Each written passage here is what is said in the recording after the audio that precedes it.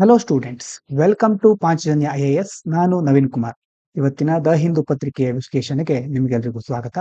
ಮೊದಲನೇದಾಗಿ ಒಂದು ಪ್ರಕಟಣೆ ಇದೆ. ಇದೇ ಬರುವ 24ನೇ ಜೂನ್ನಿಂದ ಪಾಂಚಜನ್ಯ ಐಎಎಸ್ ನ ಹೊಸ ಬ್ಯಾಚ್ ಆರಂಭ ಆಗ್ತಾ ಇದೆ. ಆನ್ಲೈನ್ ಹಾಗೂ ಆಫ್ಲೈನ್ ಎರಡೂ ವಿಧಗಳ ಕ್ಲಾಸ್ ಲಭ್ಯ ಇರುತ್ತೆ. ಆಸಕ್ತ ವಿದ್ಯಾರ್ಥಿಗಳು ಸ್ಕ್ರೀನ್ ಮೇಲೆ ಕಾಣಿಸ್ತಾ ಇರುವ ಅಥವಾ ಡಿಸ್ಕ್ರಿಪ್ಷನ್ ನಲ್ಲಿ ಕೊಟ್ಟ ನಂಬರ್ ಅನ್ನ ಕಾಂಟ್ಯಾಕ್ಟ್ ಮಾಡಿ ಹೆಚ್ಚಿನ ಮಾಹಿತಿಯನ್ನು ಪಡ್ಕೊಳ್ಬಹುದು. ಮತ್ತೆ ನಿನ್ನೆ ಹಾಗೂ ಇವತ್ತು ಎರಡು ದಿನಗಳ ಮುಖ್ಯ ವಿಷಯಗಳನ್ನ ನೋಡ್ತಾ ಹೋಗೋಣ. India is failing to attract global scientific talent despite the US cutting major research funding. US ಏನ್ ಮಾಡ್ತಾ ಇದೆ ಅಂತಂದ್ರೆ, ರಿಸರ್ಚ್ ಮೇಲೆ ಮಾಡ್ತಾ ಇರ್ತಕ್ಕಂಥ ಹೂಡಿಕೆಗಳನ್ನ ಅಥವಾ ಅವರಿಗೆ ಕೊಡ್ತಾ ಇರ್ತಕ್ಕಂಥ ಹಣವನ್ನ ಕಡಿಮೆ ಮಾಡಿಬಿಟ್ಟಿದೆ. ಹಾಗಾಗಿ ಬೇರೆ ದೇಶಗಳೆಲ್ಲ ಏನ್ ಮಾಡ್ತಾ ಇವೆ, ಅಲ್ಲಿ ರಿಸರ್ಚ್ ಕಡಿಮೆ ಆಗ್ತಾ ಇದೆ ಅಂತ ಆ ರಿಸರ್ಚ್ ಮಾಡೋರನ್ನ ಅಥವಾ ಬೇರೆ ಬೇರೆ ಸೈನ್ಸ್ ಅಂಡ್ ಟೆಕ್ನಾಲಜಿ ಇನ್ವೆಸ್ಟ್ಮೆಂಟ್ ಅನ್ನ ತಮ್ಮ ಕಡೆ ಸೆಳೆದುಕೊಳ್ತಾ ಇವೆ. ಆದ್ರೆ ಭಾರತ ಅದನ್ನ ಅಟ್ರಾಕ್ಟ್ ಮಾಡೋದ್ರಲ್ಲಿ ಸೋತ್ ಬಿಟ್ಟಿದೆ. ಯಾಕೆ? Due to unstable science policies. ಒಂದು, ನಮ್ಮ ದೇಶದಲ್ಲಿ ವಿಜ್ಞಾನಕ್ಕೆ ಸಂಬಂಧಪಟ್ಟಂತಹ ನೀತಿಗಳು ಸರಿಯಾಗಿಲ್ಲ, ಅಸ್ಥಿರ ಆಗಿದೆ. ಲೋ R&D ಇನ್ವೆಸ್ಟ್ಮೆಂಟ್ ಅಂತಂದ್ರೆ ಸಂಶೋಧನೆ ಹಾಗೂ ಅಭಿವೃದ್ಧಿ ಮೇಲೆ ನಾವು ಮಾಡ್ತಾ ಇರತಕ್ಕಂತ ಖರ್ಚು ಇದೆಯಲ್ವಾ, ಅದು ಬಹಳ ಕಡಿಮೆ ಇದೆ, ಅದನ್ನ ಹೂಡಿಕೆ ಕಡಿಮೆ ಇದೆ. ಪುವರ್ ಇನ್ಫ್ರಾಸ್ಟ್ರಕ್ಚರ್, ಮೂಲ ಸೌಕರ್ಯಗಳು ಬಹಳ ಕಳಪೆ ಆಗಿದೆ. ಅಂಡ್ ಅನ್ಅಟ್ರಾಕ್ಟಿವ್ ಲಿವಿಂಗ್ ಕಂಡೀಷನ್ ಅಂತಂದ್ರೆ ದೊಡ್ಡ ದೊಡ್ಡ ವಿಜ್ಞಾನಿಗಳು ಬಂದು ನೆಲೆಸಿ ತಮ್ಮ ಜೀವನವನ್ನ ಕಂಡುಕೊಳ್ಳಿಕ್ಕೆ ಬೇಕಾದಂತಹ ಸಮರ್ಪಕ ವಾತಾವರಣ. ಮತ್ತೆ ನಮ್ಮ ದೇಶದಲ್ಲಿ ನೋಡಿರಬಹುದು, ಈಗ ಹೆಚ್ಚು ನಾವು ಗೌರವ ಕೊಡುವುದು ಬೇರೆ ಬೇರೆ ಸ್ಟಾರ್ಗಳಿಗೆ, ಕ್ರಿಕೆಟರ್ಸ್ಗಳಿಗೆ ಈ ರೀತಿ ಇರುತ್ತೆ. ಆದ್ರೆ ವಿಜ್ಞಾನಿಗಳಿಗೆ, ಪ್ರೊಫೆಸರ್ಗಳಿಗೆ ಅಥವಾ ಪ್ರೊಫೆಸರ್ಗಳಿಗೆ ಈ ರೀತಿಯಾದ ಕೆಲವು ವ್ಯಕ್ತಿಗಳಿಗೆ, ಸೈನ್ಸ್ ಅಂಡ್ ಟೆಕ್ನಾಲಜಿ ಫೀಲ್ಡ್ ಅಲ್ಲಿ ಕೆಲಸ ಮಾಡ್ತಾ ಇರೋರಿಗೆ ಹೆಚ್ಚು ಗೌರವ ಇಲ್ಲಿ ಸಿಕ್ಕೋದಿಲ್ಲ. ಹಾಗಾಗಿ ಎಲ್ಲ ಕಾರಣಗಳಿಂದಾಗಿ ಅವರು ನಮ್ಮ ದೇಶಕ್ಕೆ ಬರಲಿಕ್ಕೆ ಹಿಂಜರಿತಾ ಇದ್ದಾರೆ. ಇನ್ನು ಗ್ರಾಸ್ ಎಕ್ಸ್ಪೆಂಡಿಚರ್ ಆನ್ R&D, ಮೊದಲೇ ಹೇಳಿದ ಹಾಗೆ ರಿಸರ್ಚ್ ಮತ್ತೆ ಡೆವಲಪ್ಮೆಂಟ್ ಮೇಲೆ ಖರ್ಚು ಮಾಡ್ತಾ ಇರೋದು ಹೇಗಿದೆ ಅಂತಂದ್ರೆ, India's GERD is only around 0.6 to 0.7% of GDP. ನಮ್ಮ ಒಟ್ಟು GDP ನಾವು ರಿಸರ್ಚ್ ಡೆವಲಪ್ಮೆಂಟ್ಗೋಸ್ಕರ ಖರ್ಚು ಮಾಡೋದು ಕೇವಲ 0.6 to 0.7%. Much lower then countries like China, south ಕೊರಿಯಾಗೆಲ್ಲ ಹೋಲಿಸಿದ್ರೆ ಇದು ಬಹಳ ಕಡಿಮೆ. Indicating weak national commitment to science and technology development. ಇದರ ಅರ್ಥ ಏನಂತಂದ್ರೆ, ನಾವು ವಿಜ್ಞಾನ ಆಗಿರಬಹುದು, ತಂತ್ರಜ್ಞಾನ, ಇದರ ಅಭಿವೃದ್ಧಿ ಕಡೆ ಸರಿಯಾದ ಗಮನ ಕೊಡ್ತಾ ಇಲ್ಲ, ನಾವು ಅದಕ್ಕೆ ಸಮರ್ಪಕವಾದ ಬದ್ಧತೆಯನ್ನ ಹೊಂದಿಲ್ಲ ಅಂತ ಇದು ಹೇಳ್ತಾ ಇದೆ. ಇನ್ನು Anusandhan national research foundation, NRF ಅಂತ ಕರೀತಾರೆ, national research foundation. It's a new body meant to replace SERB and promote research in India. ಇದೊಂದು ಹೊಸದಾದಂತಹ ಒಂದು ಸಂಸ್ಥೆ. ಮೊದಲೇನಿತ್ತು SERB ಅಂತಂದ್ರೆ science and engineering research board ಅಂತ, ಅದರ ಬದಲು ಈಗ NRF ಅನ್ನ ಜಾರಿಗೊಳಿಸ್ತಾ ಇದ್ದಾರೆ. But it's funding model depends heavily on private and philanthropic donations. ಆದ್ರೆ ರಿಸರ್ಚ್ ಮಾಡ್ಲಿಕ್ಕೆ ಮೊದಲು ನಮಗೆ ಹಣಕಾಸಿನ ಅವಶ್ಯಕತೆ ಇರುತ್ತೆ. ಅದಕ್ಕೆ ಈ ಒಂದು NRF ಡಿಪೆಂಡ್ ಆಗಿರೋದು ಖಾಸಗಿ ಸಂಸ್ಥೆಗಳ ಮೇಲೆ, ಮತ್ತೆ ದಾನಿಗಳಿರ್ತಾರಲ್ವಾ ಅವರ ಮೇಲೆ ಡಿಪೆಂಡ್ ಹಾಕೊಂಡಿದೆ. Rising concerns about sustainability and effectiveness. ಹೀಗೆ ಪ್ರತಿಯೊಂದಕ್ಕೂ ಹೊರಗಡೆ ಕೈ ಚಾಚ್ತಾ ಇದ್ರೆ ಎಷ್ಟು ದಿನ ಇದು ಸುಸ್ಥಿರವಾಗಿ ಕಾರ್ಯನಿರ್ವಹಿಸುತ್ತೆ, ಮತ್ತೆ ಎಷ್ಟು ಎಫೆಕ್ಟಿವ್ ಆಗಿ, ಎಷ್ಟು ಪರಿಣಾಮಕಾರಿಯಾಗಿ ತನ್ನ ಕೆಲಸಗಳನ್ನ ನಿರ್ವಹಿಸಲಿಕ್ಕೆ ಸಾಧ್ಯ ಆಗುತ್ತೆ ಅನ್ನುವಂತ ಪ್ರಶ್ನೆಗಳು ಆವಾಗ ಮೂಡ್ತಾ ಇರುತ್ತೆ. ಇನ್ನು ಮುಂದಿನ ವಿಷಯ, new global study in nature ಅನ್ನೋದು ಒಂದು ಪತ್ರಿಕೆ. ಅದರಲ್ಲಿ ಒಂದು ಗ್ಲೋಬಲ್ ಸ್ಟಡಿಯನ್ನ ಬಿಡುಗಡೆ ಮಾಡಿದ್ದಾರೆ. ಏನ್ ಹೇಳ್ತಾ ಇದ್ದಾರೆ ಅಂತಂದ್ರೆ, even after farmers adapt to climate change ಬಗ್ಗೆ ಬಹಳ ದಿನಗಳಿಂದ ಮಾತಾಡ್ತಾ ಇದ್ದೇವೆ. ಹವಾಮಾನ ಬದಲಾವಣೆ ಆಗ್ತಾ ಇದೆ, ಗ್ಲೋಬಲ್ ಟೆಂಪರೇಚರ್ ರೈಸ್ ಆಗ್ತಾ ಇದೆ. ಈಗ ಫಾರ್ಮರ್ಗಳು ಆ ಒಂದು ಬದಲಾವಣೆಗೆ ಹೊಂದ್ಕೊಳ್ಳೋದು ಅಂತಂದ್ರೆ ತಮಗೆ ಬೇಕಾದ ರೀತಿಯ ವ್ಯವಸ್ಥೆಗಳನ್ನ ಮಾಡ್ಕೊಳ್ಳೋದು, ಅದನ್ನ ಮಾಡಿದ ನಂತರವೂ ಸಹ rising temperature will still cause significant yield losses in staple crops like wheat, rice and maize by 2050 and 2100. ಅಂತಂದ್ರೆ ಹವಾಮಾನ ಬದಲಾವಣೆಗೆ ನಾವು ಹೊಂದಿಕೊಳ್ತಾ ಇದ್ರೂ ಸಹ ಟೆಂಪರೇಚರ್ ಎಷ್ಟು ರೈಸ್ ಆಗ್ತಾ ಇದೆ ಅಂತಂದ್ರೆ ಅದರಿಂದಾಗಿ 2050 ಅಥವಾ 2100ರ ವೇಳೆಗೆ ಗೋಧಿ ಇರಬಹುದು, ಭತ್ತ, ಮೆಕ್ಕೆಜೋಳ ಎಲ್ಲಾ ಬೆಳೆಗಳ ಇಳುವರಿ ಅಂತಂದ್ರೆ ಗಣನೀಯ ಮಟ್ಟದಲ್ಲಿ ಕಡಿಮೆ ಆಗುತ್ತೆ. ಇನ್ನು ಪ್ರೊಡ್ಯೂಸರ್ ಅಡಾಪ್ಟೇಷನ್, ಪ್ರೊಡ್ಯೂಸರ್ ಅಂತಂದ್ರೆ ಉತ್ಪಾದಕರು, ಅವ್ರು ಹೇಗೆ ಅಡಾಪ್ಟ್ ಆಗ್ತಾರೆ. Producer adaptation refers to how farmers respond to climate change by using heat resistant crop varieties. ಈಗ ಟೆಂಪರೇಚರ್ ಜಾಸ್ತಿ ಆಗ್ತಾ ಇದೆ ಇಡೀ ಭೂಮಿಯಲ್ಲಿ, ಅದಕ್ಕೆ ಹೇಗೆ ಹೊಂದಾಣಿಕೆ ಮಾಡ್ಕೋಬೇಕು ನಾವು, ಅದನ್ನ ಹೇಗೆ ಎದುರಿಸಬೇಕು ಅಂತ ಫಾರ್ಮರ್ಗಳು ಕೆಲವು ಕ್ರಮಗಳನ್ನ ಕೈಗೊಳ್ತಾರೆ. ಉದಾಹರಣೆಗೆ ಯಾವುದು, ಹೀಟ್ ರೆಸಿಸ್ಟೆಂಟ್ ಕ್ರಾಪ್ ವೆರೈಟೀಸ್ ಅಂತಂದ್ರೆ ಟೆಂಪರೇಚರ್ ಜಾಸ್ತಿ ಆಗ್ತಾ ಇದ್ರು ಆ ಸೀಡ್ ಅಥವಾ ಕ್ರಾಪ್ ವೆರೈಟಿ ಅದಕ್ಕೆ ಏನೂ ಆಗಲ್ಲ, ಪ್ರೊಟೆಕ್ಷನ್ ಇರುತ್ತೆ ಅದಕ್ಕೆ. ಅಥವಾ ಅಡ್ಜಸ್ಟಿಂಗ್ ಸೋವಿಂಗ್ ಟೈಮ್ಸ್ ಅಥವಾ ಬಿತ್ತನೆ ಸಮಯ ಇರುತ್ತಲ್ವಾ ಅದನ್ನ ಹೊಂದಿಸ್ಕೊಳ್ಳೋದು. ಅಂಡ್ ಚೇಂಜಿಂಗ್ ಇರಿಗೇಷನ್ ಸ್ಕೆಡ್ಯೂಲ್ಸ್, ಮತ್ತೆ ನೀರಾವರಿ ವೇಳಾಪಟ್ಟಿ ಅಂತಂದ್ರೆ ಮೊದಲು ಈ ಒಂದು ಕಾಲದಲ್ಲಿ ನೀರಾವರಿ ವ್ಯವಸ್ಥೆಯನ್ನ ಜಾಸ್ತಿ ಬಳಸ್ತಾ ಇದ್ವಿ, ಅದನ್ನ ಚೇಂಜ್ ಮಾಡ್ಕೋಬೇಕಾಗಬಹುದು. ಹೀಗೆ ಎಲ್ಲದರ ಮೂಲಕ ರೆಡ್ಯೂಸ್ ಯೀಲ್ಡ್ ಲಾಸ್ ಅಂತಂದ್ರೆ ಇಳುವರಿ ನಷ್ಟ ಆಗೋದನ್ನ ತಪ್ಪಿಸ್ಲಿಕ್ಕೆ ಮುಂದಾಗಲಿಕ್ಕೆ ಕೈಗೊಳ್ಳುವ ಕ್ರಮಗಳು ಇದೆಲ್ಲ. ಪ್ರೊಡ್ಯೂಸರ್ ಅಡಾಪ್ಟೇಷನ್ ಅಂತಂದ್ರೆ ಏನು, ಟೆಂಪರೇಚರ್ ರೈಸ್ ಆಗ್ತಾ ಇದೆ, ಅದರಿಂದ ನಾವು ತಪ್ಪಿಸ್ಕೊಳ್ಳಿಕ್ಕೆ ಅಥವಾ ಅದನ್ನ ಎದುರಿಸಲಿಕ್ಕೆ ಕೈಗೊಳ್ಳಬೇಕಾದ ಕ್ರಮಗಳೆಲ್ಲ ಇದರಲ್ಲಿ ಬರುತ್ತೆ. ಕ್ಯಾಲೋರಿ ಅವೈಲಬಿಲಿಟಿ ಡಿಕ್ಲೈನ್, ಇದು ಬಹಳ ಪ್ರಮುಖವಾದ ಸಮಸ್ಯೆ. ಯಾಕಂತಂದ್ರೆ the study projects that for every 1°C rise in global temperature per person calorie availability should fall by 4% by 2100, threatening global food security even with adaptation measures. ಈಗ ಭತ್ತ ಅಂತ ಒಂದು ಸಸ್ಯವನ್ನ ತೆಗೆದುಕೊಳ್ಳಿ, ಆ ಭತ್ತಕ್ಕೆ ನೀರ್ ಬೇಕಾಗತ್ತೆ, ಸೂರ್ಯನ ಬಿಸಿಲು ಬೇಕಾಗತ್ತೆ, ಪ್ರತಿಯೊಂದು ಸಮರ್ಪಕವಾಗಿದ್ರೆ ಮಾತ್ರ ಅದು ಸಸಿಯಾಗಿ ನಮಗೆ ಫಲ ಅಥವಾ ನಮಗೆ ಅಕ್ಕಿ ಬೇಕಾದನ್ನ ಕೊಡುತ್ತೆ. ಹಾಗೆ ಈಗ ಟೆಂಪರೇಚರ್ ರೈಸ್ ಆಗ್ತಾ ಇದೆ ಅಂತಂದ್ರೆ ಅದಕ್ಕೆ ಸಮರ್ಪಕವಾದ ಬಿಸಿಲು ಸಿಗದೆ ಜಾಸ್ತಿ ಆಗಬಹುದು ಅಥವಾ ಉಷ್ಣತೆ ಜಾಸ್ತಿ ಆಗಿ ಅದರಿಂದ ನಮ್ಗೆ ಸಿಗ್ತಾ ಇರ್ತಕ್ಕಂಥ ಫಲ ಕಡಿಮೆ ಆಗ್ಬಿಡುತ್ತೆ. ಕಡಿಮೆ ಆಗ್ತಾ ಇದೆ ಅಂತಂದ್ರೆ ನಮಗೆ ಬೇಕಾಗ್ತಾ ಇರ್ತಕ್ಕ ಏನು ಆಹಾರ, ಈ ಕ್ಯಾಲೋರಿ ಅಂತ ಕರೀತಾರೆ, ನಮ್ಗೆ ಒಬ್ಬ ಮನುಷ್ಯನಿಗೆ ದಿನಕ್ಕೆ ಅಥವಾ ಇಂತಿಷ್ಟು ಕ್ಯಾಲೋರಿ ಬೇಕಾಗುತ್ತೆ ಅಂತ ಒಂದು ಅಂದಾಜಿರುತ್ತೆ. ಈಗ ಟೆಂಪರೇಚರ್ ರೈಸ್ ಆಗೋದು 1°C ರೈಸ್ ಆದ್ರೂ ಸಹ 2100ರ ವೇಳೆಗೆ ಏನಾಗುತ್ತೆ, ನಮಗೆ ಲಭ್ಯ ಇರತಕ್ಕಂಥ ಕ್ಯಾಲೋರಿ ಅಂತ ನಮ್ಗೆ ಸಿಗ್ತಾ ಇರ್ತಕ್ಕಂಥ ಆಹಾರದ ಪ್ರಮಾಣ ಅಥವಾ ಶಕ್ತಿ ಅಂತ ಕನ್ಸಿಡರ್ ಮಾಡಿದ್ರೆ ಅದು 4% ಕಡಿಮೆ ಆಗುತ್ತೆ. ಅಂತಂದ್ರೆ ಇದರಿಂದ ಅರ್ಥ ಏನು ಅಂತಂದ್ರೆ ನಾವು ಇಷ್ಟೆಲ್ಲ ಹೊಂದಾಣಿಕೆ ಕ್ರಮಗಳನ್ನ ಅಡಾಪ್ಟೇಷನ್ ಮೆಥಡಾಲಜಿಗಳನ್ನ ರೂಪಿಸ್ಕೊಳ್ತಾ ಇದ್ರೂ ಸಹ ಏನಾಗ್ತಾ ಇದೆ, ಆಹಾರ ಭದ್ರತೆಗೆ ಸಮಸ್ಯೆ ಎದುರಾಗ್ತಾ ಇದೆ. ಕ್ಯಾಲೋರಿ ಕಡಿಮೆ ಆಗ್ತಾ ಇದೆ ಅಂತಂದ್ರೆ ನಮಗೆ ಬೇಕಾದಷ್ಟು ಸಿಗ್ತಾ ಇಲ್ಲ ಆಹಾರ ಅಂತ. ಆಹಾರ ಸಿಗ್ತಿರಬಹುದು, ಆದ್ರೆ ಅದು ಸಮರ್ಪಕ ಆಹಾರನ ಅಥವಾ ದೇಹಕ್ಕೆ ಒಳ್ಳೆ ಎಲ್ಲ ಪೋಷಕಾಂಶಗಳನ್ನ ಕೊಡುವ ಆಹಾರನ ಅನ್ನೋದು ಬಹಳ ಇಂಪಾರ್ಟೆಂಟು. ಅದರ ಪ್ರಮಾಣ ಕಡಿಮೆ ಆಗ್ತಾ ಹೋಗುತ್ತೆ.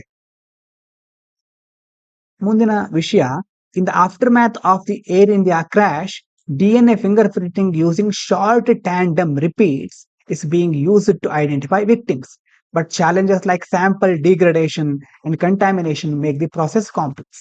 ದೊಡ್ಡ ಅಪಘಾತ ಆಗಿದೆ, ಗೊತ್ತಿದೆ ನಿಮ್ಗೆ, ಏರ್ ಇಂಡಿಯಾ ಕ್ರಾಶ್ ಆಗಿರೋದು. ಆ ಕ್ರಾಶ್ ಆದಾಗ ಏನಾಗ್ಬಿಡುತ್ತೆ, ಅಲ್ಲಿ ಸಾವನ್ನಪ್ಪಿದವರನ್ನ ನಾವು ಸುಲಭವಾಗಿ ಗುರುತಿಸ್ಲಿಕ್ಕೆ ಆಗೋದಿಲ್ಲ. ದೇಹ ಅಸ್ತವ್ಯಸ್ತ ಆಗಿರುತ್ತೆ. ಹಿಂಗೆ ಅದನ್ನ ಎಕ್ಸ್ಪ್ಲೇನ್ ಮಾಡಬೇಕಾದ ಅವಶ್ಯಕತೆ ಇಲ್ಲ ಅಂದ್ಕೊಳ್ತೇನೆ.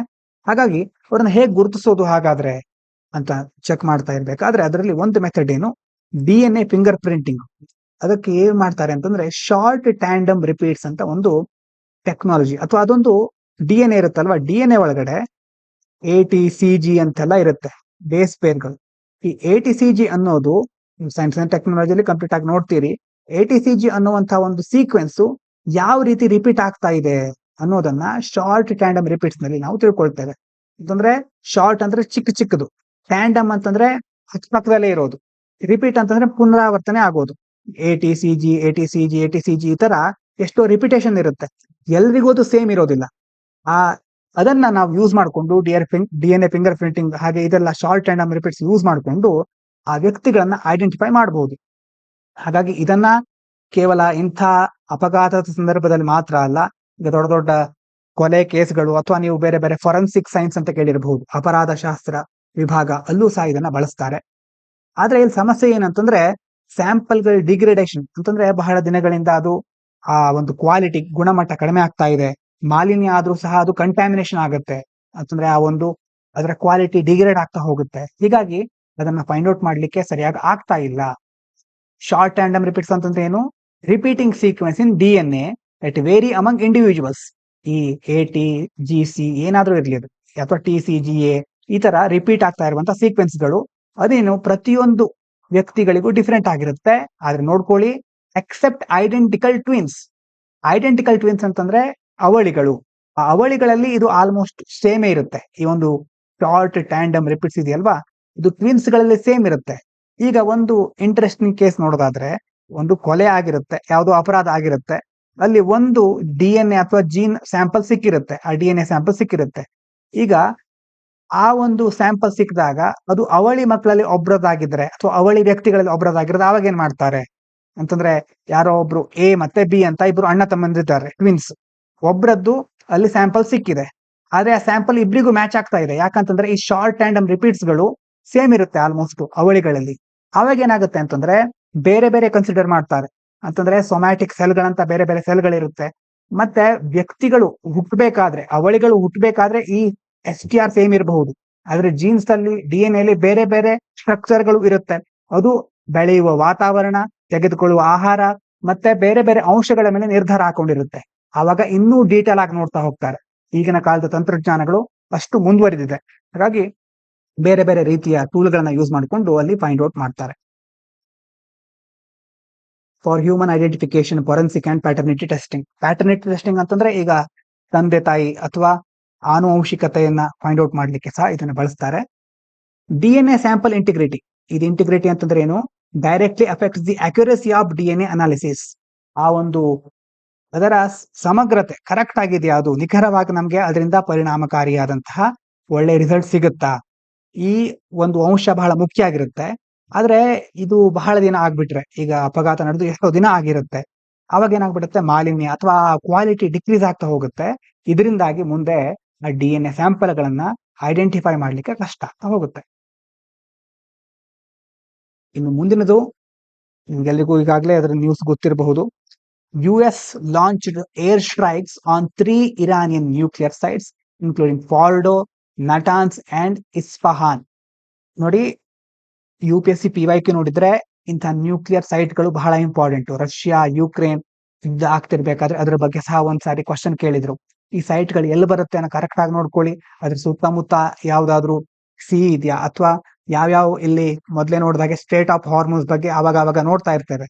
ಇದು ಬಹಳ ಇಂಪಾರ್ಟೆಂಟು. ಅದು ಸುತ್ತಮುತ್ತ ಬರುವ ದೇಶಗಳು ಮತ್ತೆ ಜಾಗತಿಕ ಮಟ್ಟದಲ್ಲಿ ಎಷ್ಟು ಟ್ರೇಡ್ ಅದರ ಮೂಲಕ ನಡೆಯುತ್ತೆ, ಇದೆಲ್ಲವನ್ನ ನೀವು ನೆನಪಿಟ್ಕೊಳ್ಳಬೇಕು.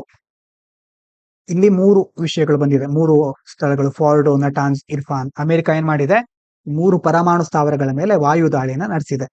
ರೀಜನಲ್ ಟೆನ್ಷನ್ ಜಾಸ್ತಿ ಆಗ್ತಾ ಇದೆ. Ending months of fail diplomacy with Iran. ಹಾಗೆ ರಾಜತಾಂತ್ರಿಕತೆ ಅಂತ್ಯಕ್ಕೆ ಬಂದ್ಬಿಟ್ಟಿದೆ ಅಂತ. ಡಿಪ್ಲೊಮ್ಯಾಸಿ ಮಾತ್ರ ನಡೆಸ್ತಾ ಇದ್ರು ಸ್ವಲ್ಪ ದಿನಗಳ ಹಿಂದೆ, ನೋಡಿದ್ವಲ್ವಾ, ಅವರವರ ನಡುವೆ ಅಮೆರಿಕ ಮತ್ತೆ ಇರಾನ್ ಮಾತುಕತೆ ಎಲ್ಲ ನಡೆಸ್ಲಿಕ್ಕೆ ಹೊರಟಿದ್ರು. ಈಗ ಅದರಿಂದ ಏನು ಪ್ರಯೋಜನನೂ ಇಲ್ಲ ಅಂತ ಎರಡು ದೇಶಗಳು ಪರಸ್ಪರ ಹೊಡೆದಾಡ್ಕೊಳ್ತಾ ಇವೆ. ಫಾರ್ಡೋ ಅಂಡ್ ನತಾನ್ಸ್ ಫೆಸಿಲಿಟೀಸ್ ನೋಡಿ. Fordow and Natanz are Iran's key uranium enrichment facilities. Uranium ಅನ್ನ, ರಾ ಯುರೇನಿಯಂ ಬೇರೆ ಅಂತಂದ್ರೆ ಕಚ್ಚಾ ಯುರೇನಿಯಂ ಅಥವಾ ಅದಿರಿರುತ್ತಲ್ವಾ, ಅದನ್ನ ಎನ್ರಿಚ್ ಮಾಡ್ಬೇಕಾಗುತ್ತೆ. ಎನ್ರಿಚ್ ಮಾಡಿದಾಗ ಮಾತ್ರ ಅದನ್ನ ಒಂದು ನ್ಯೂಕ್ಲಿಯರ್ ಪವರ್ ಪ್ಲಾಂಟ್ ಗಳಲ್ಲಿ ಅಥವಾ ನ್ಯೂಕ್ಲಿಯರ್ ಬಾಂಬ್ ಗಳಾಗಿ ವರ್ಧಿಸ್ಲಿಕ್ಕೆ ಸಾಧ್ಯ. ಆ ಲೆವೆಲ್ಗೆ ಅದನ್ನ ತೆಗೆದುಕೊಂಡು ಹೋಗ್ಲಿಕ್ಕೆ ಸಾಧ್ಯ. With Fordow built deep under mountains to withstand attacks. ಈ ಫಾರ್ಡೋ ಅನ್ನ ಮುಖ್ಯವಾಗಿ ಆಳವಾದಂತಹ ಒಂದು ಪರ್ವತ ಪ್ರದೇಶದಲ್ಲಿ ಅಂತಹ ಸ್ಥಳದಲ್ಲಿ ನಿರ್ಮಿಸಿದ್ರು. Making them central to Iran's nuclear programme and global negotiation. ದಾಳಿಗಳನ್ನು ತಡ್ಕೊಳ್ಳಿಕ್ಕೆ ಮತ್ತೆ ಜಾಗತಿಕ ಮಾತುಕತೆಗಳಲ್ಲಿ ಈ ಒಂದು ಸ್ಥಳ ಬಹಳ ಪ್ರಮುಖ ಆಗಿತ್ತು. ಮತ್ತೆ ನೀವು ಸ್ವಲ್ಪ ಇದ್ರ ಬಗ್ಗೆ ಜಾಸ್ತಿ ಸರ್ಚ್ ಮಾಡಿದ್ರೆ ನಿಮ್ಗೆ ಗೊತ್ತಾಗುತ್ತೆ, ಅಮೆರಿಕ ಸುಮಾರು ಹಲವಾರು ವರ್ಷಗಳ ಹಿಂದೆ ಏನ್ ಮಾಡಿತ್ತು, ಸುಮಾರು 2010 ಟೈಮ್ನಲ್ಲಿ ಸೈಬರ್ ಅಟ್ಯಾಕ್ ಮಾಡಿತ್ತು. ಅಂದ್ರೆ ಸ್ಪೆಕ್ಸ್ ನೆಟ್ ಅಂತ ಒಂದು ವೈರಸ್, ಸ್ಪೆಕ್ಸ್ ನೆಟ್ ಅಂತ ಕರೀತಾರೆ. ಇದ್ರ ಬಗ್ಗೆ ಸಹ ವೈರಸ್ ಅಂತ ನೆನ್ಪಿಟ್ಕೊಳ್ಳಿ. ಇರಾನ್ ನಲ್ಲಿ ಹೇಗಿರುತ್ತೆ ಅಂತಂದ್ರೆ, ಅಲ್ಲಿ ಪರಮಾಣು ಸ್ಥಾವರ ಇರುತ್ತೆ. ಆ ಸ್ಥಾವರಗಳಲ್ಲಿ ಒಂದು ಸೆಂಟ್ರಿಫ್ಯೂಜ್ ಅಂತ ಇರುತ್ತೆ. ಆ ಸೆಂಟ್ರಿಫ್ಯೂಜು ಮುಖ್ಯವಾಗಿ ದೊಡ್ಡ ದೊಡ್ಡ ಯಂತ್ರ ಅದು. ಅದರ ಮೂಲಕ ಯುರೇನಿಯಂ ಬೇರ್ಪಡಿಸ್ತಾರೆ. ಬೇರ್ಪಡಿಸ್ಕೊಂಡು ಆಮೇಲೆ ನ್ಯೂಕ್ಲಿಯರ್ ಪವರ್ಗೆ ಅದು ಹೆಲ್ಪ್ ಮಾಡುತ್ತೆ. ಅಂದ್ರೆ ಡೀಟೇಲ್ ಆಗಿ ನೀವು ನೋಡ್ತೀರಿ. ಸೆಂಟ್ರಿಫ್ಯೂಜ್ ಅಂತ ಒಂದು ನೆನ್ಪಿಟ್ಕೊಳ್ಳಿ, ಒಂದು ದೊಡ್ಡ ಯಂತ್ರ ಅಂತ ಇಟ್ಕೊಳ್ಳಿ. ಆಗ ಆ ಯಂತ್ರವನ್ನ ಕಂಪ್ಯೂಟರ್ಗೆ ಸೆಟ್ ಮಾಡಿರ್ತಾರೆ, ಕನೆಕ್ಟ್ ಮಾಡಿರ್ತಾರೆ. ಈ ಕಂಪ್ಯೂಟರ್ಗಳು ಹೊರಗಡೆ ಯಾವುದೇ ಇಂಟರ್ನೆಟ್ ಸೌಲಭ್ಯನ ಪಡ್ಕೊಂಡಿರೋದಿಲ್ಲ, ಎಲ್ಲ ಒಳಗಡೆನೆ ಕವರ್ ಆಗಿರುತ್ತೆ. ಆದ್ರೆ ಹೊರಗಿನವ್ರು ಯಾರು ಇದನ್ನ ಭೇದಿಸ್ಲಿಕ್ಕೆ ಆಗೋದಿಲ್ಲ. ಆದ್ರೆ 2010 ಟೈಮ್ನಲ್ಲಿ ಏನಾಗುತ್ತೆ ಅಂತಂದ್ರೆ, ಈ ಸ್ಪೆಕ್ಸ್ ನೆಟ್ ಅಂತ ಇದೆಯಲ್ವಾ, ಈ ವೈರಸ್ ಹೇಗೋ ಈ ಒಳಗಿನ ಕಂಪ್ಯೂಟರ್ ಸಿಸ್ಟಮ್ಗಳಿಗೆ ಸೇರ್ಕೊಂಡ್ ಬಿಡುತ್ತೆ. ಹೇಗ್ ಹೋಯ್ತು ಅನ್ನೋದು ಬಹಳ ರಹಸ್ಯ ಆಗಿರುತ್ತೆ. ಅಂದ್ರೆ ಯಾರೋ ಅಜಾಗರೂಕತೆ ಇರಬಹುದು, ಅಥವಾ ಯಾವುದೋ ಒಂದು USB ಡ್ರೈವ್ ಇಂಟರ್ನೆಟ್ ಮೂಲಕ ಪ್ರವೇಶಿಸಲಿಕ್ಕೆ ಸಾಧ್ಯ ಇಲ್ಲ. ಯಾವುದೋ ಒಂದು USB ಡ್ರೈವ್ ಅಥವಾ ಯಾರೋ ಅಲ್ಲಿರೋರು ಏನೋ ಕೈವಾಡದಿಂದ ಅದನ್ನ ಸೇರಿಸಿರ್ಬಹುದು. ಹೋದ್ಮೇಲೆ ಏನಾಗ್ಬಿಟ್ಟಿರುತ್ತೆ, ಒಳಗಡೆ ಇರುತ್ತಲ್ಲ ಸೆಂಟ್ರಿಫ್ಯೂಜ್ಗಳು, ಅದು ಕೆಲವೊಂದ್ಸರಿ ವೇಗವಾಗಿ ತಿರುಗುತ್ತೆ, ಕೆಲವೊಂದ್ಸರಿ ಸ್ಲೋ ಆಗಿಬಿಡುತ್ತೆ. ಹೀಗೆ ಇಡೀ ವ್ಯವಸ್ಥೆ, ಎಷ್ಟೋ ವ್ಯವಸ್ಥೆ ಹಾಳಾಗ್ಬಿಡುತ್ತೆ. ನೋಡ್ತಾ ಇರೋರಿಗೆ, ಒಳಗಡೆ ಮಾನಿಟರ್ ಮಾಡ್ತಾ ಇರ್ತಾರಲ್ವಾ, ಅವರಿಗೆ ಎಲ್ಲ ನಾರ್ಮಲ್ ತರ ಅನ್ಸ್ತಾ ಇರುತ್ತೆ. ಆದ್ರೆ ಅದೇ ಸಂದರ್ಭದಲ್ಲಿ ಒಳಗಡೆ ತುಂಬಾ ಹಾನಿ ಆಗಿಬಿಟ್ಟಿರುತ್ತೆ. ಹಾಗಾಗಿ ಅದು ಸಹ ಆವಾಗ ಅಮೆರಿಕ ಮಾಡಿತ್ತು, ಸೈಬರ್ ಅಟ್ಯಾಕ್. ಈಗ ನೆಕ್ಸ್ಟ್ ಬಾಂಬ್ ದಾಳಿ ಅಂತಂದ್ರೆ ಜಾಗತಿಕವಾಗಿ ನಾವು ಯಾವ್ಯಾವ ರೀತಿ ಅಟ್ಯಾಕ್ಗಳು ಬರುತ್ತೆ, ಮತ್ತೆ ನೀವು ಇದನ್ನ ಡಿಫೆನ್ಸ್ ಅಲ್ಲಿ ಮತ್ತೆ ಬೇರೆ ಬೇರೆ ಕಡೆ ಎಲ್ಲ ನೋಡ್ತಿರ್ತೀರಿ. ಹಾಗಾಗಿ ಅಂಥದ್ದನ್ನ ಸಹ ನೆನ್ಪಿಟ್ಕೊಳ್ಳಿ. ಸ್ಪೆಕ್ಸ್ ನೆಟ್ ಅಂದ್ರೆ ಈಗ ಸುದ್ದಿಯಲ್ಲಿ ಇಲ್ಲದೆ ಇದ್ರು ಈ ಒಂದು ವಿಷಯಕ್ಕೆ ಸಂಬಂಧಪಟ್ಟಿದ್ದು, ಇದರ ಬಗ್ಗೆ ಸಹ ಕೇಳಬಹುದು. ಇನ್ನು ಇನ್ನೊಂದು ವಿಷಯ, red line diplomacy. Red line in diplomacy ಅಂತಂದ್ರೆ, red line in diplomacy refers to boundary or condition, ಒಂದು ಲಿಮಿಟ್ ತರ ಇದು. That if crossed prompts a severe response. ಒಂದ್ ವೇಳೆ ಈಗ ಲಕ್ಷ್ಮಣ ರೇಖೆ ಅಂತ ಕನ್ನಡದಲ್ಲಿ ಹೇಳ್ತೀವಲ್ವಾ ನಾವು, ಅದನ್ನ ಕ್ರಾಸ್ ಮಾಡಿದ್ರೆ ಸರಿಯಾಗಿರಲ್ಲ. Iran declared the US strikes cross this line, ending diplomatic space and justifying self defence. Iran ಏನ್ ಹೇಳ್ತಾ ಇದೆ ಅಂತಂದ್ರೆ, ಈಗ US ಈ ಮಿತಿಯನ್ನ ಮೀರ್ಬಿಟ್ಟಿದೆ, ಆ ರೆಡ್ ಲೈನ್ ಅನ್ನ ಮೀರ್ಬಿಟ್ಟಿದೆ, ಇನ್ನು ಚೆನ್ನಾಗಿರಲ್ಲ, ನೋಡ್ಕೊಳ್ಳಿ ಅಂತ ಹೇಳ್ತಾ ಇದೆ. ಅದೇ ಸಂದರ್ಭದಲ್ಲಿ ತಾನು ತನ್ನ ಆತ್ಮರಕ್ಷಣೆ ಮಾಡ್ಕೊಳ್ತಾ ಇದ್ದೇನೆ, ನಾನು ಹೋರಾಡುವುದು ನನ್ನ ರಕ್ಷಣೆಗೋಸ್ಕರ ಅಂತ ಸಮರ್ಥನೆ ಮಾಡ್ಕೊಳ್ತಾ ಇದೆ. ಮುಂದಿನದು, India increased it's crude oil imports from Russia and the US in June 2025, with Russian imports reaching their highest in 2 years, surpassing combined purchases from traditional West Asian suppliers like Saudi Arabia and Iraq due to rising instability in West Asia following Israel-US strikes on Iran. ಯಾಕೆ ಹೀಗಾಗ್ತಾ ಇದೆ? Iran, US, Israel ಮೂರು ದೇಶಗಳ ಒಂದು ಸಂಘರ್ಷದಿಂದಾಗಿ ನಮಗೆ ಈಗ straight of Hormuz ನಿಂದ oil ಅನ್ನ purchase ಮಾಡ್ಲಿಕ್ಕೆ, ಅಲ್ಲಿಂದ ಆಯಿಲ್ ತಗೋ ಬರ್ಲಿಕ್ಕೆ ಆಗ್ತಾ ಇಲ್ಲ. ಈಗ ನಾವೇನ್ ಮಾಡ್ತಾ ಇದ್ದೇವೆ? ರಷ್ಯಾದ ಕಡೆ ಮುಖ ಮಾಡ್ತಾ ಇದ್ದೇವೆ. ಅಲ್ಲಿಂದ ಆಮದು ಮಾಡ್ಕೊಳ್ತಾ ಇರುವ ಆಯಿಲ್ ಪ್ರಮಾಣವನ್ನ 2 ವರ್ಷಗಳಲ್ಲಿ ಅತಿ ಹೆಚ್ಚಿನ ಪ್ರಮಾಣಕ್ಕೆ ತೆಗೆದುಕೊಂಡು ಹೋಗಿದ್ದೇವೆ. ಈಗ ಏನಾಗ್ತಾ ಇದೆ? Strategic diversification of oil sources. ಇದಕ್ಕೆ ಏನಂತ ಕರೀತಾರೆ? ಡೈವರ್ಸಿಫೈ ಮಾಡೋದು. ಅಂದ್ರೆ ಒಂದೇ ಕಡೆ ಡಿಪೆಂಡ್ ಆಗದೆ ಬೇರೆ ಬೇರೆ ಕಡೆ ಅದನ್ನ ವೈವಿಧ್ಯೀಕರಣಗೊಳಿಸೋದು. ಇಂಡಿಯಾ ನೋಡಿ, world's third largest oil importer. Oil ಅನ್ನ ಇಂಪೋರ್ಟ್ ಮಾಡ್ಕೊಳ್ಳೋದ್ರಲ್ಲಿ, ತೈಲವನ್ನ ಆಮದು ಮಾಡ್ಕೊಳ್ಳೋದ್ರಲ್ಲಿ ನಮ್ಮ ಸ್ಥಾನ ಮೂರನೇ ಸ್ಥಾನವನ್ನು ಹೊಂದಿದ್ದೇವೆ ನಾವು. Shifted from its traditional reliance on West Asian crude. Iraq, Saudi Arabia ಎಲ್ಲ ನಾವು ಟ್ರೆಡಿಷನಲ್ ಆಗಿ ಮೊದಲಿಂದ ಅಲ್ಲಿಂದ ಆಯಿಲ್ ಅನ್ನ ಪರ್ಚೇಸ್ ಮಾಡ್ತಾ ಇದ್ವಿ, ಈಗ ಸ್ವಲ್ಪ ಶಿಫ್ಟ್ ಆಗ್ತಾ ಇದ್ದೇವೆ. And discounted Russian oil after the 2022 Ukraine war, showing strategic diversification to ensure energy security during global disruption. ಅಂತಂದ್ರೆ ಈ ಒಂದು ಸಂದರ್ಭದಲ್ಲಿ ಹೇಗೆ ನಾವು ಈ ಸಂದರ್ಭವನ್ನು ತಡೆಗಟ್ಟಲಿಕ್ಕೆ, ಎದುರಿಸಲಿಕ್ಕೆ ನಾವು ಡೈವರ್ಸಿಫೈ ಮಾಡ್ತಾ ಇದೀವಿ ಅಂತ ಇಲ್ಲಿ ಹೇಳ್ತಾ ಇದ್ದಾರೆ. ಸಂದರ್ಭ ಬಂದ ಹಾಗೆ ನಮ್ಮ ಕಾರ್ಯತಂತ್ರಗಳು, ನಮ್ಮ ಶತ್ರು ದೇಶ, ಮಿತ್ರ ದೇಶ ಎಲ್ಲ ಬದಲಾಗ್ತಾ ಹೋಗುತ್ತೆ. ಡಿಪ್ಲೊಮೆಸಿ ಅಂತಂದ್ರೆ ಹಾಗೆ, ರಾಜತಾಂತ್ರಿಕತೆ ಅಂತಂದ್ರೆ ಇವತ್ತು ಶತ್ರು ಆಗಿರೋರು ನಾಳೆ ಮಿತ್ರ ಆಗಬಹುದು, ಯಾವಾಗ ಯಾರು ಹೇಗಿರ್ತಾರೆ ಅಂತ ಗೊತ್ತಾಗಲ್ಲ. ಮುಂದಿನ ಮುಖ್ಯವಾದ ವಿಷಯ, INS ಕಮಲ್ ನೋಡಿ, India's latest stealth multi role frigate built in Russia. ಮುಖ್ಯವಾಗಿ ರಷ್ಯಾದಲ್ಲಿ ನಿರ್ಮಾಣ ಮಾಡಿದ್ದು ಇದು. ಸ್ಟೆಲ್ತ್ ಮಲ್ಟಿ ರೋಲ್ ಅಂತಂದ್ರೆ ಬೇರೆ ಬೇರೆ ಪಾತ್ರಗಳನ್ನು ನಿರ್ವಹಿಸುತ್ತೆ, ಅಂತಂದ್ರೆ ಬೇರೆ ಬೇರೆ ಆಕ್ಷನ್ ಅಥವಾ ಫಂಕ್ಷನ್ ಗಳನ್ನ ಮಾಡುತ್ತೆ. Will be commissioned on July 1, 2025. ಇದೇ ಜುಲೈ 1ನೇ ತಾರೀಕಿಗೆ ಸೇವೆಗೆ ನಿಯೋಜನೆಗೊಳ್ತಾ ಇದೆ. ಹೆಸರೇನು? INS Kamal, marking Indian navy's final warship constructed abroad. ನಾವೇನ್ ಮಾಡಿದ್ದೇವೆ? ಹಲವಾರು ವಾರ್ಶಿಪ್ ಗಳನ್ನ ಬೇರೆ ಬೇರೆ ಕಡೆ ಕನ್ಸ್ಟ್ರಕ್ಟ್ ಮಾಡಿದ್ದೇವೆ. ಇದು ಫೈನಲ್ ವಾರ್ಶಿಪ್ ಅಂತ ಹೇಳ್ತಿದ್ದಾರೆ. With 26% indigenous content. ಇದರಲ್ಲಿ ಸುಮಾರು 26% ಅಷ್ಟು ನಮ್ಮ ದೇಶೀಯ ತಂತ್ರಜ್ಞಾನ ಅಥವಾ ನಮ್ಮದೇ ಆದಂತಹ ಅದರಲ್ಲಿ ಕೊಡುಗೆ ಇದೆ. ಇನ್ನು ಸ್ಟೆಲ್ತ್ ಫ್ರಿಗೇಟ್ ಅಂತಂದ್ರೆ ಏನು ಹಾಗಾದ್ರೆ? Stealth frigate is a warship specially designed to avoid detection by enemy radars. Stealth technology ಅಂತಂದ್ರೆ ಬೇರೆ ಶತ್ರುಗಳ ಕಣ್ ತಪ್ಪಿಸ್ಕೊಳ್ಳೋದು. ಆ ಟೆಕ್ನಾಲಜಿ ಇದ್ರೆ ಶತ್ರುಗಳ ರೇಡಾರ್ಗಳಿಗೆ, ಶತ್ರುಗಳ ಬೇರೆ ಬೇರೆ ಸಾಧನಗಳಿಗೆ ನಮ್ಮ ಒಂದು ವೆಪನ್ನಿನ ಸುಳಿವು ಸಿಕ್ಕೋದಿಲ್ಲ. ಅದು ರೇಡಾರ್ ಇರಬಹುದು, ಸೋನಾರ್ ಇರಬಹುದು, ಅಥವಾ ಇನ್ಫ್ರಾರೆಡ್ ಸಿಸ್ಟಮ್ಸ್. ಇದೆಲ್ಲ ಶತ್ರುಗಳು ಏನ್ ಮಾಡ್ತಾರೆ? ನಮ್ಮ ವೆಪನ್ಗಳನ್ನ, ನಮ್ಮ ಬೇರೆ ಬೇರೆ ಸಾಧನಗಳನ್ನ ಫೈಂಡ್ ಔಟ್ ಮಾಡ್ಲಿಕ್ಕೆ ಯೂಸ್ ಮಾಡ್ತಾರೆ. ಈ ಸ್ಟೆಲ್ತ್ ಟೆಕ್ನಾಲಜಿ ಮೂಲಕ ನಾವು ಅದನ್ನ ಕಣ್ ತಪ್ಪಿಸ್ಕೊಂಡು ಹೋಗ್ಬಹುದು. Using technologies like angle surfaces. Frigate ಅಂತ ಇದೆಯಲ್ವಾ, ಫ್ರಿಗೇಟು ಹೇಗಿರುತ್ತೆ ಅಂತಂದ್ರೆ, ಈ ಆಂಗಲ್ ನೋಡಿ, ಎಲ್ಲಾ ಹಡಗುಗಳ ತರ ಇರುತ್ತೆ, ಸ್ವಲ್ಪ ಆಂಗಲ್ ಚೇಂಜ್ ಇರುತ್ತೆ ಇದ್ರದ್ದು. ರ್ಯಾಡಾರ್ ನಿಂದ ಏನಾದ್ರು ಸಿಗ್ನಲ್ ಬಂದ್ರೆ ಒಂದು ಡಿಫ್ಲೆಕ್ಟ್ ಆಗುತ್ತೆ, ಇಲ್ಲ ಅಬ್ಸಾರ್ಬ್ ಆಗುತ್ತೆ. ಇನ್ನು ರೇಡಾರ್ ಅಬ್ಸಾರ್ಬೆಂಟ್ ಮಟೀರಿಯಲ್ಸ್ ನೋಡಿ, ಮೊದಲೇ ಹೇಳಿದ ಹಾಗೆ ಕೆಲವೊಂದು ಬಣ್ಣಗಳಿರುತ್ತೆ ಅಥವಾ ಕೆಲವೊಂದು ಟೆಕ್ನಾಲಜಿ ಇರುತ್ತೆ. ಅದು ಹೇಗಿರುತ್ತೆ ಅಂತಂದ್ರೆ ರೇಡಾರ್ ಸಿಗ್ನಲ್ ಬಂದ ತಕ್ಷಣ ಅದನ್ನ ಅಬ್ಸಾರ್ಬ್ ಮಾಡ್ಕೊಳ್ಳೋದು. And low noise engines. ಇನ್ನು ಸೋನಾರ್ ಅಂತಂದ್ರೆ ಏನು, ಅದು ಸೌಂಡ್ ಅನ್ನ ಅಬ್ಸಾರ್ಬ್ ಮಾಡ್ಕೊಳ್ಳುತ್ತೆ. ಆ ಒಂದು ಸಮುದ್ರದಲ್ಲಿ ಯಾವ್ಯಾವ ರೀತಿ ಎಲ್ಲೆಲ್ಲಿ ಯಾವ್ಯಾವ ಅಲೆ ಬರ್ತಾ ಇದೆ, ಸೌಂಡ್ ಸಿಸ್ಟಮ್ ಹೇಗಿದೆ ಅನ್ನೋದನ್ನ ಸೋನಾರ್ ಡಿಟೆಕ್ಟ್ ಮಾಡ್ಬಿಡುತ್ತೆ. ಇದನ್ನ ತಪ್ಪಿಸ್ಕೊಳ್ಳಿಕ್ಕೆ ನಾವು ಲೋ ನಾಯ್ಸ್ ಇಂಜಿನ್ಗಳು ಜಾಸ್ತಿ ಸೌಂಡ್ ಮಾಡೋದೇ ಇಲ್ಲ. It plays a key role in modern naval warfare by enhancing surprise and survivability. ಅಂತಂದ್ರೆ ನಾವು ಇದನ್ನ ಬಳಸ್ಕೊಂಡು ಒಂದು ಅಚ್ಚರಿಯಾಗಿ ಅಟ್ಯಾಕ್ ಮಾಡಬಹುದು. ಅಂತಂದ್ರೆ ಶತ್ರುಗಳಿಗೆ ಗೊತ್ತಾಗೋದೇ ಇಲ್ಲ ನಾವು ಬಂದಿದ್ದು, ಮತ್ತೆ ಸರ್ವೈವ್ ಆಗಬಹುದು, ಹೋಗಿ ನಮ್ಮ ಕಾರ್ಯವನ್ನು ಮುಗಿಸಿ ವಾಪಸ್ ಬರುವಂತ ಸಾಮರ್ಥ್ಯ ಇಂಥವುಗಳಿಗೆ ಇರುತ್ತೆ. ಇನ್ನು ಕ್ರಿವಾಕ್ ಕ್ಲಾಸ್ ಫ್ರಿಗೇಟ್ಸ್ ಅಂತ ಒಂದಿದೆ. Series of stealth warships originally designed by Russia. ಯಾರು ಇದನ್ನ ಡಿಸೈನ್ ಮಾಡಿದ್ದು? ಕ್ರಿವಾಕ್ ಅನ್ನ ರಷ್ಯಾದವರು. India has inducted 8 such frigates over 2 decades. ನಾವು ಸುಮಾರು ಅಂತ 8 ಅಂತ ಫ್ರಿಗೇಟ್ಗಳನ್ನ ಕಳೆದ 2 ದಶಕಗಳಲ್ಲಿ ಇಂಡ್ಯೂಸ್ ಮಾಡಿದ್ದೇವೆ. With newer variants like TNS Tamal being upgraded with Indian systems and improved stealth and stability features. ಇಂಥ ಫ್ರಿಗೇಟ್ಗಳಂತಂದ್ರೆ ನಿಮ್ಗೆ ಗೊತ್ತಾಗಿರ್ಬಹುದು, ದೊಡ್ಡ ಯುದ್ಧ ಹಡಗಿನ ತರ ಇದರಲ್ಲಿ ಮಿಸೈಲ್ಗಳು ಮತ್ತೆ ಬೇರೆ ಬೇರೆ ದೊಡ್ಡ ದೊಡ್ಡ ವಸ್ತುಗಳನ್ನು ನಾವು ಕ್ಯಾರಿ ಮಾಡಬಹುದು. ಹಾಗಾಗಿ ನಾವು ರಷ್ಯಾದ ಮೇಲೆ ಇದಕ್ಕೆ ಸಂಬಂಧಪಟ್ಟ ಹಾಗೆ ಡಿಪೆಂಡ್ ಆಗಿದ್ವಿ. ಮುಂದಿನದಾಗಿ insect based livestock feed is gaining support in India and globally as sustainable cost effective alternative to conventional feeds like soy or fish meal and can help reduce antimicrobial resistance caused by excessive antibiotic use in animal farming.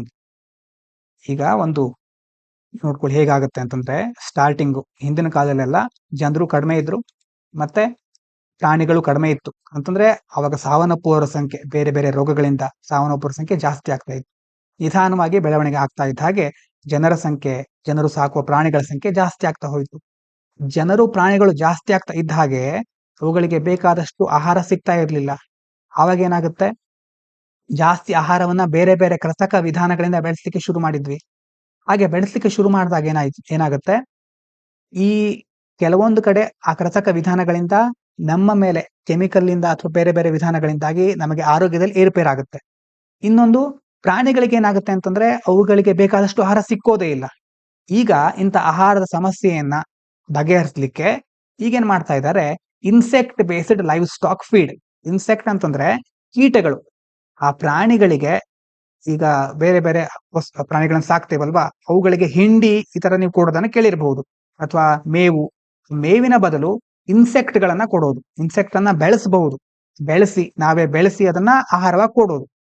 ಆ ಕೊಡೋದ್ರ ಮೂಲಕ ಅವರಿಗೆ ಆಗ್ತಾ ಇರ್ತಕ್ಕಂಥ ಆಹಾರದ ಕೊರತೆಯನ್ನ ನೀಗಿಸ್ಬೇಕು ಅಂತ ಈಗ ವಿಜ್ಞಾನಿಗಳು ಬೇರೆ ಬೇರೆ ಮೆಥಡ್ ಗಳನ್ನ ಫೈಂಡ್ ಔಟ್ ಮಾಡ್ತಾ ಇದ್ದಾರೆ.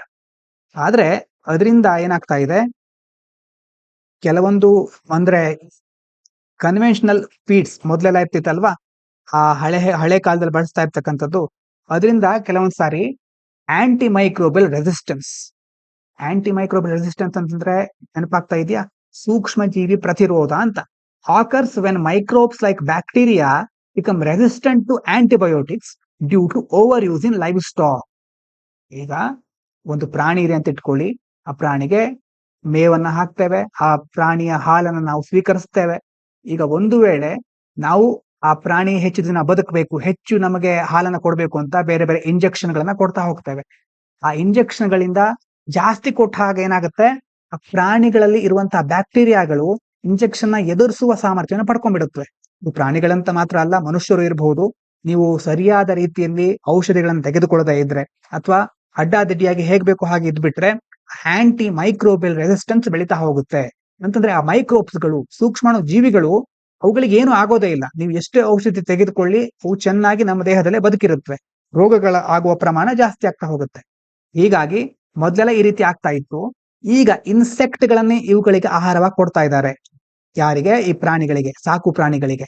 ಇನ್ಸೆಕ್ಟ್ ಗಳಲ್ಲಿ ಎಷ್ಟೋ ಸಾರಿ ಈ ಬ್ಯಾಕ್ಟೀರಿಯಾಗಳನ್ನ ಕೊಲ್ಲುವ ಅಂಶ ಇರುತ್ತೆ. ಹಾಗಾಗಿ ಈ ಇನ್ಸೆಕ್ಟ್ ಗಳನ್ನ ಕೊಟ್ಟು ಆ ಪ್ರಾಣಿಯ ದೇಹದಲ್ಲಿ ಕೀಟಗಳು ಇರೋದ್ರಿಂದ ಕೀಟಗಳು ಬ್ಯಾಕ್ಟೀರಿಯಾಗಳನ್ನ ಕೊಲ್ಲುತ್ತೆ. ಹೀಗಾಗಿ ಆಂಟಿ ಮೈಕ್ರೋಬಿಯಲ್ ರೆಸಿಸ್ಟೆನ್ಸ್ ಕಡಿಮೆ ಆಗ್ತಾ ಹೋಗುತ್ತೆ. Making infection harder to treat and passing major global health projected to cost 10 million deaths annually by 2050. ನೋಡಿ, ಆಂಟಿ ಮೈಕ್ರೋಬಲ್ ರೆಸಿಸ್ಟೆನ್ಸ್ ಇಂದ ಸುಮಾರು 2050 ತನಕ ವಾರ್ಷಿಕವಾಗಿ 10 ಮಿಲಿಯನ್ ಜನರು ಸಾವನ್ನಪ್ಪುವ ಪ್ರಮಾಣ ಇದೆ. ಹಾಗಾಗಿ ಒಂದು ದೊಡ್ಡ ಸಮಸ್ಯೆ ಈಗಿನ ಕಾಲದ್ದು. ಅದನ್ನ ತಡೆಗಟ್ಟಲಿಕ್ಕೆ ಇಂಥ ಇನ್ಸೆಕ್ಟ್ ಬೇಸ್ಡ್ ಫೀಡ್ ನೋಡಿ ಇದನ್ನ ಸಹ ಅಳವಡಿಸ್ಕೊಳ್ತಾ ಇದ್ದಾರೆ. Insect based feed made from species like black soldier flies. ಇಲ್ಲಿ ಬರುವಂತಹ ಸ್ಪೀಶೀಸ್ ಗಳು ಬಹಳ ಇಂಪಾರ್ಟೆಂಟ್. ಇದನ್ನ ಫಿಲ್ಮ್ಸ್ ಅಲ್ಲಿ ಕೇಳಬಹುದು. Black soldier flies or crickets, ಇದು ಸಹ ಕೀಟಗಳು.